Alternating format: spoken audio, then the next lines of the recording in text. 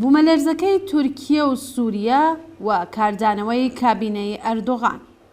ڕۆژی 17 مانگی ڕێبەندان بەرابەر لەگەڵ 6 فێڤریەی 2023 بوومەلەرزەیەک بە گوڕی 7.8 ریشتر باشووری تورکیە و باکووری سووریەی هەژان. دوای نزیکەی بە 9 کاتژمێر بوومەلەرزەیەکی دیکە بە گوڕی 7.5 ریشتر مەودای 95 کیلومتری بوومەلەرزەکەی پێشووتری هەژان. تا ڕۆژی 25 مانگی ڕێبەندان 1206 دووالەرزە لەو ناوچەیەدا ڕوویاندا. ناوەندی یەکەم بوومەلەرزە لە ناوچەی مەرعەز لە کوردستانی تورکیە بوو کە بە هەزاران پەنابەری سووری و ڕێکخراوەکانی یارمەتی گەیاندن لەوێدا جێگیر کراون. لە کامی بوومەلەرزەکەدا 10 شاری کوردنشین لەم ناوچەیەدا تووشی زەرەر و زیانی جددی بوون. ڕەجەب تەیب ئەردۆغان سەرۆکۆماری تورکیا دوای 24 کاتژمێر لا ڕوودانی ئەم موسیبەتە گەورەیە باری لە ناکاو و ئاوارەتی ڕاگەیاند و هێزەکانی دەوڵەتی نەتەنیا دوای ئەم ڕاگەیاندنە بەڵکو لە هەندێک ناوچەی زیاندیت و دوای 48 کاتژمێر و زیاتریش ئینجا گەیشتنە شوێنەکە. ئەوە لە حاڵێکدا بوو کە سازمانی داوطەڵەبینی ناوچەی و ئوروپایی لە هەمان سەرەتای بڵاوبوونەوەی هەواڵی بوومەلەرزەکەوە دەست بەکار بوون. ڕاگەیاندنی بارودۆخی لە ناکاو ئیمکانی دا بە کابینە تا بڵاوکردنەوەی ئاماری قوربانیەکان و برینداران بخاتە ئیختیاری ناوەندە و دەوڵەتیەکانەوە. بە پێی راپۆرتەکانی ئەو ناوەندانە تا ئێستا 33,000 کەس لە تورکیە و نزیکەی بە 8,000 کەس لە باکووری سووریا گیانیان لەدەستداوە. بە پێی پێشبینیەکانی ڕێکخراوی نەتەوە یەکگرتووەکان قوربانیانی ئەم ڕووداوە 70 بۆ 100,000 کەس بەراورد کراوە. ئەحزابی ئۆپۆزیسیۆنی تورکیا وەکو هەدەپەش ڕەخنەیان لە دەوڵەتی ئەردۆغان گرتووە کە ئاماری ڕاستەقینەی شاردووەتەوە.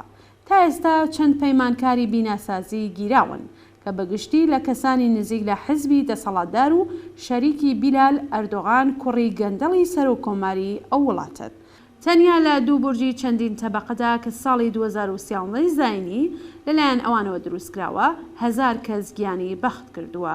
هەرچی کات تێپەڕ دەبێت لاوازی یارمەتی گەیاندنی و هەڵاواردنی ساختاری لە نظامی فاشیستی تورکیەدا زیاتر خۆی نیشان ئەدات و ئەو ناوچانەی کە زیاتر کوردنشین و بێبەشن زۆرترین زیانیان بەرکەوتووە. چەند شارێکی چکۆلە بە جەمعیەتی 10 تا 15,000 کەسیەوە بە تەواوی وێران بوون و هێشتا هیچ گروپێکی یارمەتیدەر و ڕزگاریدەر نەچوەتە بەشێکی زۆر لەو شوێنانە و ئاواییەکانی دەوروبەری شارە گەورەکان. قوڵایی کارەساتەکە بە جۆرێکە ئەو کەسانەی لە ژێردار و پردووی ماڵە ڕووخاوەکاندا ماونەتەوە بە تێپەڕبوونی چەندین ڕۆژ و کەمبوونی ئۆکسیژن ئاو و خواردن بێگومان گیانیان تەنیا لەبەر ناکارایی سیستەمی حکوومەتی لەدەست ئەدەن.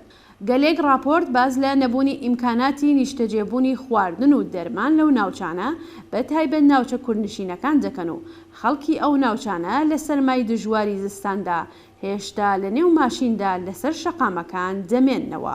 ڕەنگە ئیدعا نەبێ ئەگەر بڵێن نەسڵکوژیەکی بێدەنگ لەلایەن حزبی حاکم و فاشیستی تورکیەوە لە ناوچەکانی باشوور خەریکە بەڕێوە دەچێت.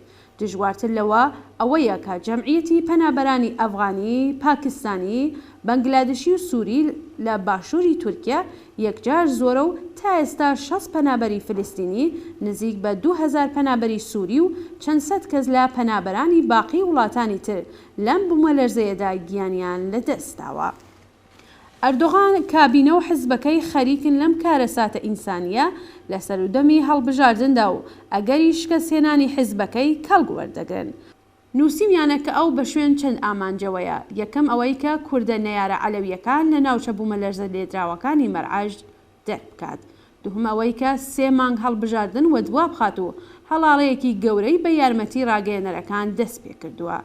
سێهەم مەسەلەکەی پەنابەرانی سوورین کە مانگێک لەوە پێش لە کۆبوونەوەیەکی سوێقۆڵی تورکیا، رووسیا و سووریەدا هەندێک پێکاتن سەبارەت بە گەڕاندنەوەی پەنابەران و ڕادەستکردنەوەی ناوچە داگیرکراوەکان بە دەوڵەتی سووریا لەلایەن سەرۆکوەزیرانی تورکیەوە ڕاگەیاندرا. چوارم کێشەی گەورەی ئابووری تورکیەیە. ئەردۆغان هەوڵ ئەدات بە کەڵگوەرگرتن لە یارمەتیە ماڵی و لۆجستیکەکانی یەکێتی ئوروپا و ئامریکا گەشەی نرخی دولار و دابەزینی نرخی لێرە کۆنترۆڵ بکات. هەڵسوکەوتی حاکمانی تورکیە و سووریا لەگەڵ بوومەلەرزە لێدراوان بە تەواوی لە هەڵسوکەوتی کۆماری ئیسلامی لەگەڵ بوومەلەرزە لێدراوانی ڕوودبار و مەنجیل، بام، کرماشان و لەم دوایانەدا خۆی دەچێت. ئێران یەکێک لەو ناوچانەیە کە لە دنیادا گەلێک بوومەلەرزەی تێدا ڕوو ئەدات. لەوەها بارودۆخێکدا ئەم ڕووداوە زەنگی مەترسیەکی گەورەیە بۆ خەڵکی ئێران بە لەبەرچاوگرتنی قوڵایی گەندەڵەیی و ناکارامەیی کۆماری ئیسلامی بە دروستکردنی شارۆچکە لەسەر ئەم گۆسەلانە و مەسکەنی نائستاندار.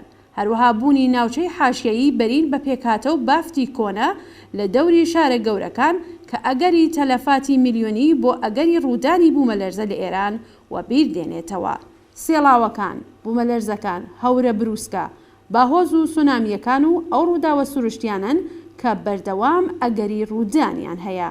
کارەساتی گەورەتر ئەوەیە کە دەوڵەتانی سەرمایەداری لەسەر ئەو چەکانە سەرمایە گوزاری گەورەیان کردووە کە بتوانن موسیبەتە سروشتیەکان بە شێوەی دەستکرد بخۆلقێنن. ئەگەر سیستمی سوودمێحوەری سەرمایەداری بە شۆڕشی کرێکاری لە هەر وڵاتێکدا لەگەڵ سیستمی ئینسان مێحوەری سۆسیالیستی جێگا بگۆڕنەوە و بە کەڵگوەرگرتن لە دەستکەوتە گەورەکانی فەناوەری دەکرێت ڕووداوە سروشتیەکان وەها کۆنترۆل بکرێن کە کەمترین زەرەر و زیان بە خەڵک بگێنن. لەوەها بارودۆخێکدا هەر چەشنە سەرمایە گوزاریەک لەسەر چەکی کوشتاری بە کۆمەڵ بە شێوەیەکی سروشتی ڕادەگیرێت.